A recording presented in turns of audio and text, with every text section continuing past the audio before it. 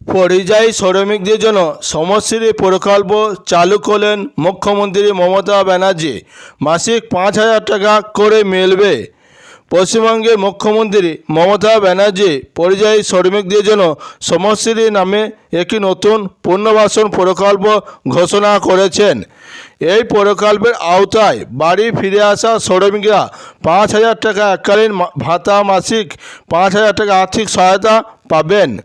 পশ্চিমবঙ্গের মুখ্যমন্ত্রী মমতা ব্যানার্জি সোমবার পরিযায়ী শ্রমিকদের জন্য একটি নতুন পুনর্বাসন উদ্যোগ ঘোষণা করেছেন। যদিও তিনি বিজেপি শাসিত রাজ্যগুলিতে বাংলাভাষী শ্রমিকদের হয়রানির অভিযোগ পুনর্ব্যক্ত করেছেন।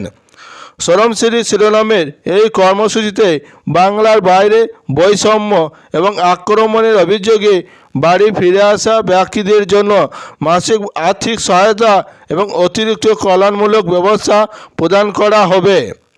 বঙ্গীয় শ্রমশ্রী প্রকল্প 5,000 টাকা পুনর্বাসন ভাতা 1 বছরের জন্য মাসিক সহায়তার জন্য মুখ্যমন্ত্রীর মতে প্রতিটি পরিযায়ী শ্রমিক এককালীন ভ্রমণ এবং পুনর্বাসন ভাতা 5,000 টাকা পাবেন। তারপরে যদি তাদের কর্মসংস্থান না করা হয় তবে 1 বছর পর্যন্ত মাসিক 5,000 টাকা ভাতা দেওয়া হবে। যারা ফিরে আসবেন তারা ভ্রমণ সহায়তা হিসেবে 5,000 টাকা এবং এককালীন পুনর্বাসন ভাতা পাবেন। এর অর্থ হলো নতুন কর্মসংস্থান না পাওয়া পর্যন্ত তাদের 1 বছরের জন্য আর্থিক সহায়তা দেওয়া হবে। মুখ্যমন্ত্রী উল্লেখ করেছেন যে বাংলা থেকে প্রায় 22 লক্ষ পরিযায়ী শ্রমিক ইতিমধ্যেই রাজ্য পোর্টালে রেজিস্টার করেছেন। মুখ্যমন্ত্রী মমতা ব্যানার্জির মতে গত কয়েকদিনে প্রায় 10,000 জন ফিরে এসেছেন। মুখ্যমন্ত্রী মমতা ব্যানার্জি বলেছেন, শ্রমশ্রী পোর্টালে রেজিস্টার করার পর তাদের একটি পরিচয়পত্র দেওয়া হবে।